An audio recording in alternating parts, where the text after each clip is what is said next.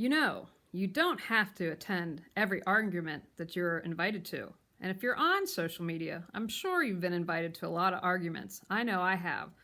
I'm amazed and I sit back and watch people just being angry and hateful at each other, all the snipping and sniping that goes back and forth. What does that serve? When you're doing that, when you're coming from your emotions, when you're coming from a place of self-righteousness, that is coming from a wound. If you had healed that pain, then you could have a discussion, state the facts, state from your truth.